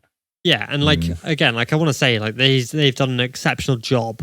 You know, Michael turned the team around in 3 freaking months to this unbelievable job, and they're still doing well. You know, Scott's come from 12th, but even Joshua Watley was annoyed. You know, he said that on a social media post earlier. What did he put? He said something about the rear end or something, wasn't it? Yeah, he said he had something more. Where is it? I mean, his bike broke in qualifying. You know, it's just. You can get away with it in Chev, but you can't in the World Championship. You just can't. Yeah. He had an issue with the rear tyre. So yeah, everything is 110%. If you're 1% off in the World Championship, you're fucked. Mm-hmm. There's no other way to put it. Yeah, 1% is the difference, because you got what? You got a 37-minute race. You know, 1% of that is 3 seconds, right? 3 seconds. You're 3 seconds off. 3 seconds is the difference between first and 14th in that race. That 1% is the difference between 14th and first. 3.7 seconds, basically. Yeah. Like that's just 1%. Every percentage counts. So if you win on your A game, you get found out and left behind. It's that simple. Like, and I hate saying it because what Michael Laverty is doing for British motorsport on the whole is amazing. But amazing, yeah. But are you going to want to go to that team as a British rider, knowing you can't possibly show your full potential? Knowing you kind of can't because the team is not performing. Yeah, and like there's been some internal, like I won't name names or anything, but there's been some internal structure move around. Some mechanics and things have changed, and that's good. That's positive that you're trying to pull in the best guys you can, kind of thing. But I think you'd rather be at Aspar or something, I think if you've got the option to be Aspar and Chev or these in World Championship at the minute, I think you pick Aspar and Chev. What, as a rider or a mechanic? Yeah, as a rider. Oh, as a rider. Well, as a mechanic as well. Well, mechanics will often do double duty because that's why I ask, because they'll often do double duty and mechanic for a Chev team and a World Championship team. Like say you've just done, they're a British guy now, just say for the sake of argument. You've done amazing in Talent Cup. So you've won the Talent Cup. Aspar won you, or Vision Track won you to go straight to World Championship, taking age out of it for a second. I think now, based on what I've seen, you go Aspar. Well, Aspar, even though it's Chev. Aspar have always been the best, but I don't know. It's just frustrating. It's frustrating to Scott. Yeah, well, given your dodgy maths a minute ago, but anyway, we'll brush past that. But like the 1%. 1%. Give me what's the actual 37 minutes. Well, I mean, you got 60 seconds in a minute. Yada yada, 100th of that. But anyway, that's not what I want. But divide. Let's go. The things that they're complaining about are all things that it's easy to point the finger at someone else in the team about, it would seem. Yes. And swapping, exactly, like swapping out a mechanic here and there, or someone making a decision and stuff. It's like, it sounds like they're not actually getting to the root of the issue, or someone's not taking lead somewhere. And like you say, as a rider, you rely on your team to bring out the best in you. Like, you still have to perform, don't get me wrong. Yeah. But if the environment isn't there to bring out the best in you, your confidence then suffers. Yeah, well, you got to know that everyone is doing their bit to make sure that you deliver the best that you can as a team. Like, because as a rider, you feel like you're the spearhead, but the rest of the spear's got to be there, I guess, Like, I couldn't imagine, imagine being Josh now. He cannot trust that bike. Yeah, exactly. And he can't give his 100% because it's always going to be the back of my mind. Oh, well, this bike's exploding. Remember Passini a couple of years back in the 125s on the Polaris World Aprilia? No. And it broke every single race, and then it came to a head at Mugello, broke again, threw it down, and just kicked the fuck out of it in the gravel trap. Surprised, you can't trust it. The thing is, Watley, he's not having too many technical issues, but when he is having, qualifying, he's qualifying for God's sake. He's trying to go out and set a lap to try and maybe get through, and you're running down pit lane with your bike because it's not working. And it's like, obviously these things happen. Obviously we saw Simon Jespersen have tons of issues the other week in the World Supersport, and these things do happen, but it seems to be consistent. Once is an accident, more than once is a pattern. Thing is, though, this could be happening with so many teams, but because it's only being broadcast thanks to obviously Scott highlighting it, kind of thing, and obviously the riders talking about it, it could be happening with loads of riders. But obviously, we're just discussing what we can see and what is being shown on the media. So, and the British team's got a bit more attention today. So, because it's a home race as well. Isn't it? Yeah. When was the last other team you can think of who was consistently having problems, though, in Moto3 this year? This year? You can think of a couple who've broken down or had a couple of issues here and there. The Snipers team last year had freaking tons of issues. Which is why, obviously, Salach left, because the bike was breaking down. There's nobody this year. The Vision Track are the team. The team.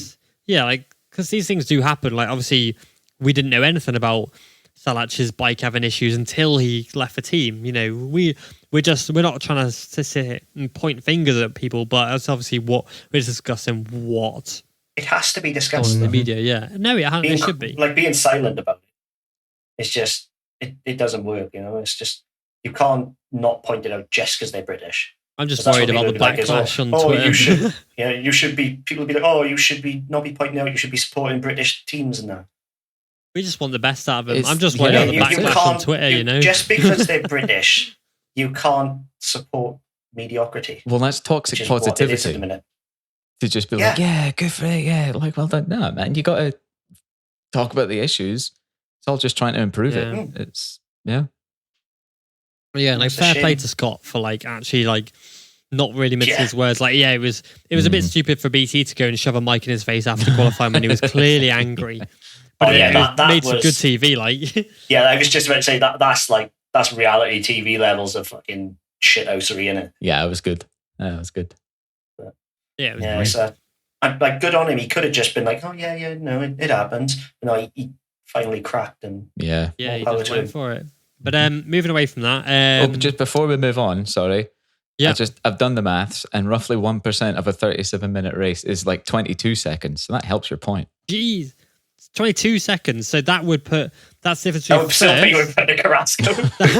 That's the difference between first and 20th for 1%. If you're missing 1%, who would be behind you? Behind you would be Watley, Garcia, and Carrasco. So if they gave Watley 1% more, he'd have Mark finished Garcia, in the point. You should point out there, not Sergio. Mark he didn't Garcia, rebound. yeah. I will talk about Mark in a minute, actually. Moving on. Yeah, moving on into a more positive note. Dennis Onshu got his first podium of the year and continued his streak of finishing every race so far this year. Who on earth would have said that before the season started, that Onshu would be finishing every race? He's a beast, man. He really is. I can't wait to see him on Moto2 by next year. Bump was, it could easily have taken them both down. Oh yeah, no, he nearly crashed a few times, but he's just really good. I can't wait to see him Moto2 next year. Like I said, he's been learning from Top Rack. That's a rumor. Everybody's been talking about him in Moto2 next year. It's not confirmed anyway, so it's fine. You'd have to put him up, wouldn't you? Yeah, I mean the fact that he mentioned Keenan as well in his interview, he's a long boy, isn't he? He's tall now. He should be going up, but remember when he came in, he was a complete midget. I remember that the photos back when he was in the Asia Talent Cup. Yeah, literally, it's like Chan drank all the milk, wasn't it? Yeah, madness. But he's such a good racer now, and he's not dangerous. He's not going to make stupid moves. He's just kind of follow me, everyone, and then no one follows him and dive bombs him, and he's like, oh. He's now becoming a complete rider. He's polishing that raw pace, which everybody knew he had. Yeah, it was obvious, you know what I mean? But to polish it is another thing entirely. Yeah, he's fifth overall in the standings with only one podium to his name, which just shows consistency there. That should be we shouldn't overlook that, really. No. If you'd said that even last year about him, that he'd be in that position this year, you'd be thinking, this guy who's trained by Keenan. Nah. Yeah. The thing is, though, that's the interesting thing, right? And one thing I have thought about, Keenan pushes his riders hard. Yeah. They train on tyres that are gone, tyres that they're down to the core, and they're still training and sliding it in.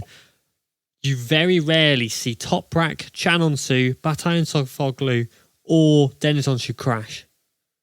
When was the last time we saw Toprak crash that wasn't from somebody knocking him off or a technical issue? Yeah, but I don't think you can include Chan Onsu in that.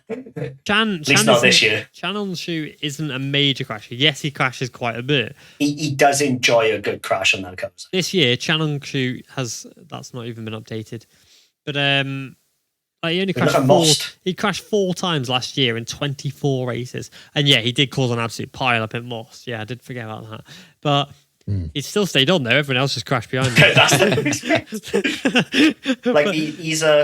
he's less polished than Dennis, which just goes to show the development level of Supersport compared to Moto3. Yeah, of course. But it also shows the kind of training that Keenan is putting them through. The fact that Toprak and Dennis, they just don't crash. Because they can ride fully on the limit. Toprak, as we know, rides way over the limit. And he's just on rails. He's not crashing. He's not looking like he's going to crash. Every time you look at him, you're like, oh my God, he's going to crash. And he's not easy. In his head, he's just probably got elevator music playing. Oh, yeah. No, it's not easy to do what Toprak does.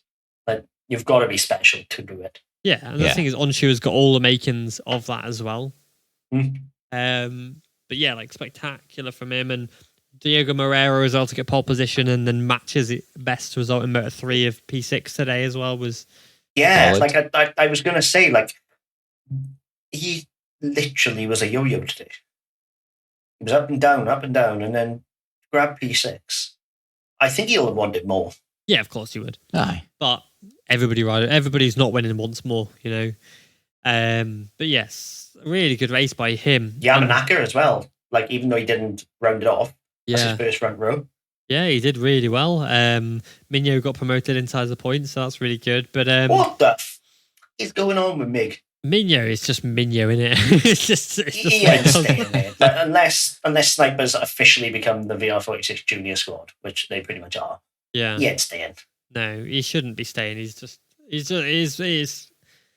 have gone up instead of Antonelli, but yeah, that's it. But and obviously, unfortunately, Matteo Patel, who is a freaking great rider, has been replaced for the rest of the season by Nicola Carraro, because he's got incredibly bad knee injuries, ligament injuries, and things like that from his crash at the Sachsen ring. So he's out for the rest of the season. That's going to sting. Which Carraro's a weird choice. That's what I thought, because Carraro, for me, right, he's been around forever. But he was on a TM for a lot of that. Thing is, though, I remember when he was in the Italian Championship, and then he came and did wild cards with, like, he has just been around forever. Like, I don't... Yeah. He's been all like when Salvador was on the TM, he was on the previous generation TM. You ain't going to be able to show your full on like that, you know what I mean? No, but it's just, like... No, like, for me, right, I remember back in... Like, fair play to him and all, and he didn't disgrace himself by any means, but what a weird choice. He's just, like, for me, like I've said, like, he has just been, like, it's just such a weird rider, because he's, like, yeah, I remember him on TM, I remember on the Mahindra in the Italian Championship. Yeah, because, like, I don't even know how old he is. Was so different to Tal. Here we go. So yeah, he was on the TM, right, this year and last year. Then he's on the Mahindra in the Italian Championship in 2018. And then he was on, he's been riding Moto3s for years in like the junior series. So the farthest I can go back is 2016, racing against Mattia Cassidy and Nicola Spinelli on a Moto3 6 years ago. And John McPhee. It's just been around forever. For me, if they wanted an Italian, why didn't they grab Farioli? Because he's replace. Aspar I reckon Aspar probably had a word with that, because he can battle for championship in the Chev, but again, he can double tink. Or even Maruzzi. Yeah. Maruzzi's outperforming Carraro and Chev. There's a lot of Italians, but again, I think it comes down to the money as well.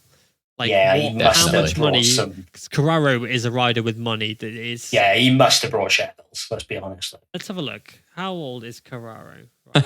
I get it, because I am like really intrigued now. I reckon he's like 23. You know, 22, 23. Yeah, Carraro sounds about right. Only 20. Or even Luca Lanetta. Yeah, you know what I mean? So Nicola Carraro has raced in the Chev Moto3 since 2017, and then before that, he's been in the Italian Championship doing the same. He has been around forever, man. But yeah, like, weird choice, but he did do really well, given it as his debut. Never really ridden the KTM before, and he got 20th place, and was in that group. Like, he was within the same group as Adrian Fernandez, who finished 15th. And he actually finished. You would expect him to ride a Moto3. He finished, right? So Adrian Fernandez finished 15th, Carraro 20th, and only finished between 4.4 of him. How close was he to Bartolini? 0.4 again. Or 0.310. 390, that's not disgraceful. Pretty damn good. And then to go on to another replacement rider, Marc Garcia, who again has had one weird career, man. When they announced it, I was like, that is weird. Like, yeah, first of all, guess well soon to Joe Kelso should be back for Austria, I believe. I hope so, because he was going to come this time, but obviously just not ready yet. Marc Garcia, though. So run you back through for those who don't know who he is. So settle in, kids. It's going to be a long one. Yeah, so Marc Garcia raced in the Red Bull Rookies a few years ago. Actually, let's see if I can pull his wiki up and I can give you even better Moto2. You should know this off the top of your head. I know quite a lot of it, genuinely, but I just want to see, because I can't remember how many wins he got in the Rookies. Did he? He won Rookies races. There you go. So, actually, let's go back. So he was in the Rookies in 2014. That's right. He was a Red Bull Rookie in 2014. This is also 8 how years long ago. he has been around. Yeah. So 2014. My God. Like Red Bull Rookies. But Niccolo Antonelli was still a promising youngster then. He was indeed. Now he's a prominent thing. No, he's not promising anything. So Marc Garcia is 23. The hell. So let's have a look. Marc Garcia. So he finished the Red Bull Rookies in 10th place overall as a rookie in the Rookies, including a podium at Aragon at the end of the season. That was in 2014. And then 2015, Marc Garcia finished 4th overall with 4 podiums and a win at Aragon to his name. Then in 2016, he continued in the Red Bull Rookies and won 3 races, missed 2 races, and got 4 podiums and finished just behind Ralph Fernandez, Aleix Musaki, but finished ahead of Toba, Salach, Agura, Manuel Gonzalez, Sean Dillon Kelly, and then if you go back a bit further, so he finished ahead of Ralph Fernandez again, Cassidy. This kid is not slow. No. And then back in 2010 when he was a rookie, he finished ahead of Darren Binder, Corentin Pellari, Jaime Messia. Like, he's no slouch, mate. And then he was like, he then did a race in the now as Junior GP Moto3 with Monlau and did all right. And then this is where it gets mental. So World Supersport 300s, right? Back when it was 2017, the level was low, right? We can say that. The inaugural championship, was it not? Yeah, the first ever year of it, it was low, right? And the levels are much higher now, and he has proved that. So Marc Garcia then couldn't really get a seat anywhere, despite doing really well for 3 years, in the Red Bull Rookies, and went from the Red Bull Rookies to the World Supersport 300 Championship and did a wild card at Aragon and led quite a lot of the race before crashing. Team were like, wow, that's amazing. Okay, we'll continue. And he went on and won the championship after doing a wild card in the opening round of the season. And then there's a quiz. What are you on about? Has Jacob got a quiz lined up? No, probably. Saying he's got to listen to you and there's going to be a quiz. You weren't supposed to read it out. I'm confused. I don't know. That's why I typed it. Yeah, I know, but I'm like, I don't know what you mean. So then Garcia in 2017 won the Supersport 300 Championship and then disappeared off the face of the earth. Yep, literally. Literally disappeared. Then, no, he didn't. He went to the CV Moto3 back to the chair of Moto3. So he won the Supersport 300s. Couldn't get a ride anywhere else. Went to CV Moto3 with Max Racing. Did sweet fuck all. Did nothing. Yep. The square root of fuck all. Yeah. And so then he came back in 2019 back to the 300s because it's a crap championship. Won a race and finished 6th overall. Then it came back in 2020 again with wild cards, like barely any races. Just did like the odd wild card. I'm pretty sure. Where is his name? Yeah, what we need to do now is just a thing before you finish it. Yeah. Have you seen the clip of Russell Howard talking about Sue Barker? No. And basically, they're trying to explain who owns a racehorse. And then every time she talks about something, Russell Howard goes, yeah. Okay. And that's what I really want to do to you now because this is long. Sorry, I'll cut it down. But 2020, he did. I realised how long it is. But in 2020, he came back to Supersport again as wild cards, won a race. Last year, again did wild cards.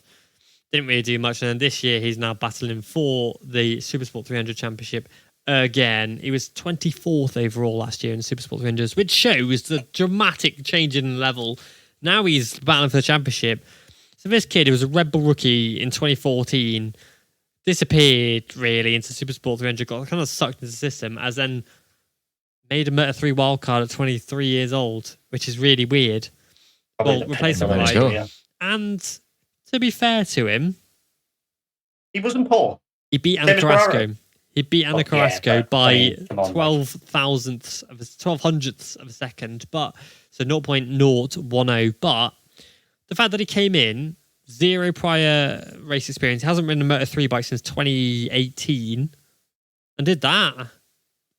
Yeah, I'm impressed, man. So yeah, sorry about that long story, but I hope you enjoyed it. He's never going to have to write an autobiography here, is he? It's all on this. Yeah, that was 4 or 5 pages long. Jesus Christ.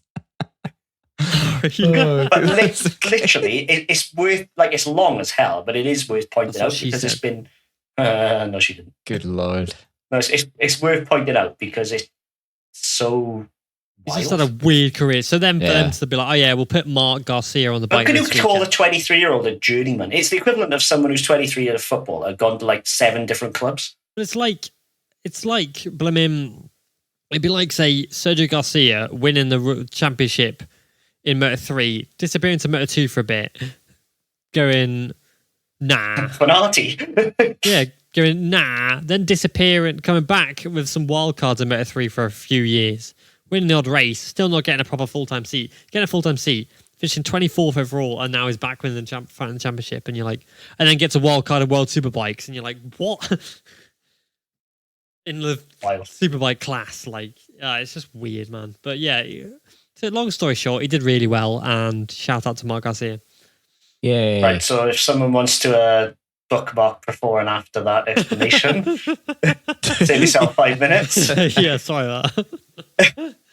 But I was trying to jump in like, fucking hell, get on with it. Sorry.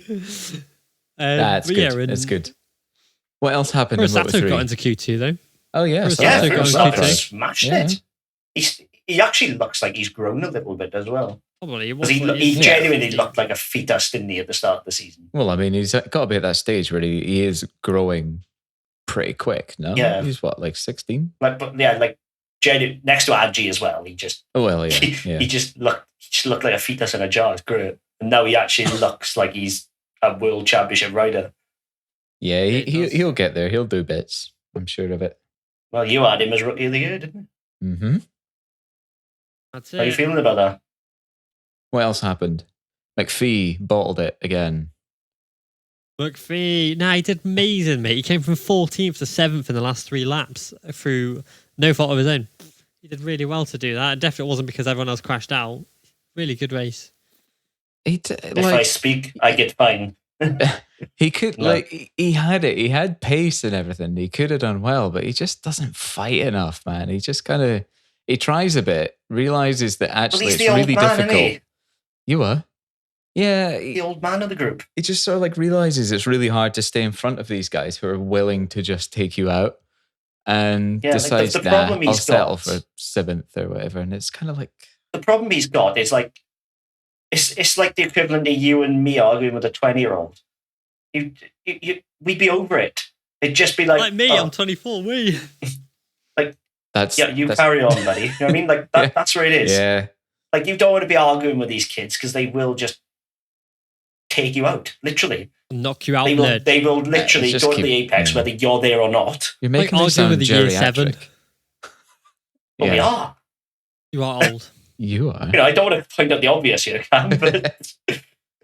Mate, I just moved to the seaside to live a life of vigor and youthful experience. Or something like that. Move to the seaside. Yeah. Right. You know what's going to happen, don't it? In about a year, it'll be on track sanding. Yeah. Right. That's it now. But anyway, carry on. Where have you gone, Dick? Oh, there you go. I'm back. So let's and shout out Kaito Toba. Yeah, Toba 4th somehow. Like, that's like the best of the rest, wasn't he? That would have been 9th. That's still not bad considering how absolutely dog he's been. Right. Let's do the I'll do a rundown of the standings quick, and then we'll do predictions, and then here we go. Settle for another deck explanation, and then we'll end up. So, Championship MotoGP class, Quartaro currently leads with 180 points. With Aleix Espargaro 22 behind. Bagnaia has been moved up to 3rd. Bastianini up to 4th. Zarco down to 5th. Miller 6th. That's 4 Ducatis in a row. We didn't even mention Zarco. Yeah, real shame. Fuck me. We'll mention him in a minute. Binder 7th. Rins 8th. Vinales 9th. Miguel Oliveira 10th. Moto2. Augusto Fernandez now leads by 13 points over Ayagura, with Celestino Vietti in 3rd. Canet 4th. Ablino is somehow still 5th. Joe Roberts 6th. Dixon 7th. Schotter 8th. Pedro Costa 9th. And Chantra 10th. Costa did try and race this weekend, but was ruled unfit on Friday. Yeah, he completed FP1, did he not? No, he didn't. Before the race, before it even started, he was like, no. I thought he'd done FP1 and was ruled out after. No. Somehow, Sergio Garcia still leads the Moto3 standings with 182 points. Which I've got a good stat for you in a minute. Isaac Guevara, 3 points behind. There's Foggia 3rd with 42 points now, sorry. Yeah, see, that is outrageous because it just goes to show how far back Dennis Foggia was, that he gained 25 points on both, and he's still 42 points.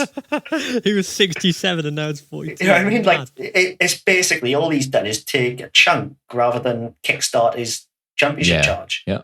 But he needs the same to happen. He's going to need more of those anomalies, which he ain't getting. It's not insurmountable now. I can't say that word. Like with Pecco. Pecco's only 49 behind instead of like 60 odd.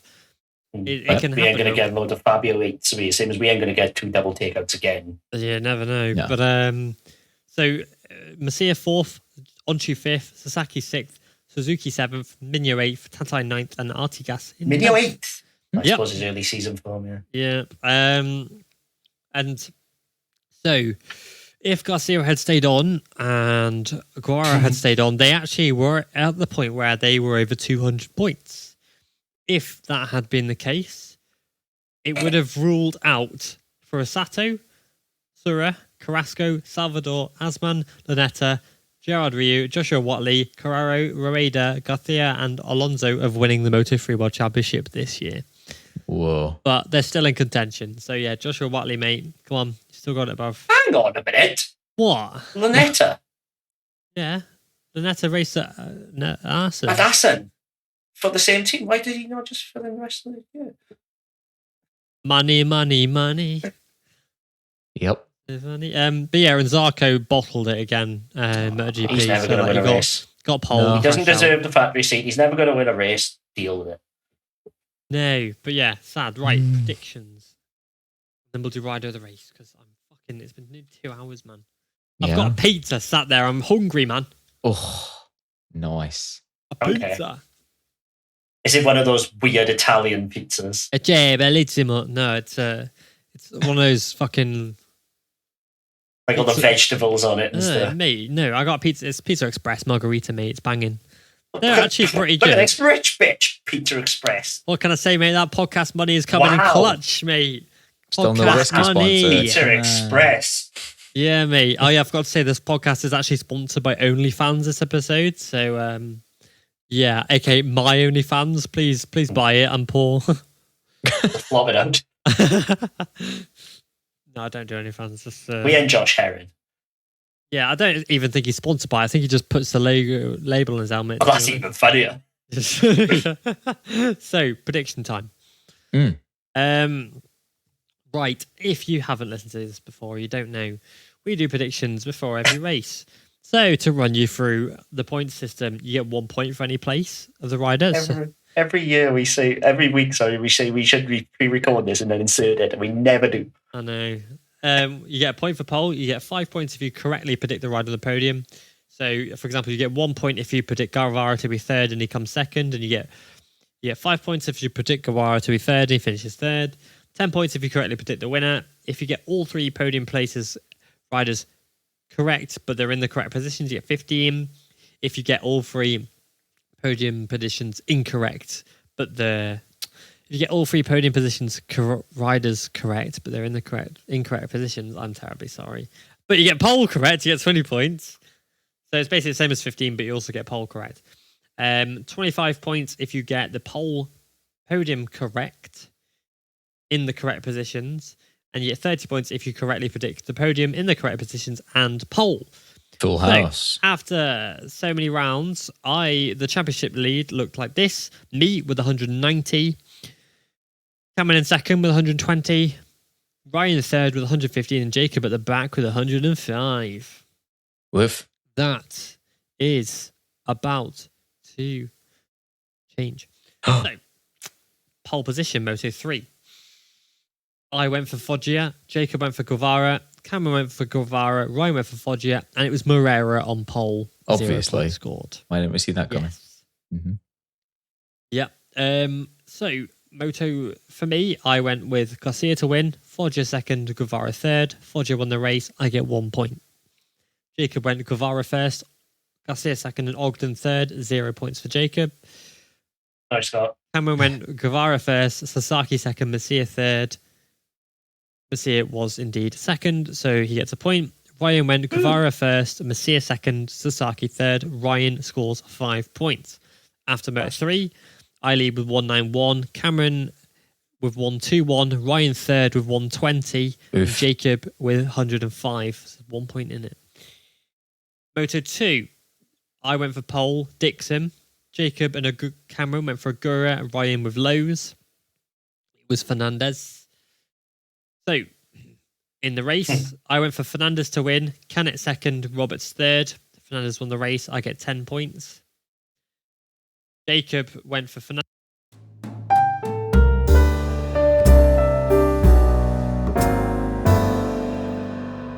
My mic has been muted. I don't know for how long.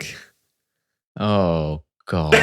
No, I'm not running through that again, but basically to finish it off, the predictions, I still lead with 102 points. This is from memory now. Cameron second with 141. Ryan's there with 126 and Jacob's fourth with 116. Cameron, you're going to have to edit that out. Sorry. There's just going to be a gap where it's just nothing. All right, okay. Are you sure it's only a few seconds? Oh, fuck me. I don't know. We're going to have to cut a lot of this out anyway. Right, okay. Sick. I'll do my best. You know they're saying too many cups spoil the broth. That's what I go with Derek. When he just had a microphone and he just talked. It's never happened. Yeah, I just need to stop muting my mic and eating. So, this rider of the day thing. Yeah, rider of the day. Yeah. So we all just had to pick our riders of the day. So for me, my MotoGP rider of the day was Aleix Espargaro. Miguel Oliveira for me. Okay, and Cameron? Bastianini for me. Good shout. Okay, my Moto2 rider was Alonso Lopez. I can't see past Lopez, to be honest. Fair enough. Cameron? Rory Skinner, thank you very much. Good shout. For me, Moto3 rider of the day was Dennis Onchu. Nepa, fair enough. And Cameron? That's his highest ever finish. What happened? Who won Moto3 again? Foggia. Yeah. The fog. Yeah, I'm going to go with Onchu as well. I think he really... Yeah. Yeah. Actually, really no, I'm changing mine. Messia. Okay. Well, his qualifying position to where he was. Yeah, from 25th to 2nd. Yeah, I go Messia. Yeah, fair play. Okay. To argue with. Well, it's nearly a 2-hour podcast. Probably going to have to cut out a load because I stupidly didn't unmute my mic. Very sorry about that. Next time, I'm just going to just keep it playing the whole time and just not eat. How about that? How about you just done it and mute and then you can just edit out your I can just, we'll just noise gate it. It's fine. Sick. Right. But yeah, I hope you enjoyed this podcast and we will be back next weekend with the Austrian pre-podcast thingy-majig. Sick. Yeah. Well, hey. Bye. Thanks for listening. Bye. Ciao, ciao.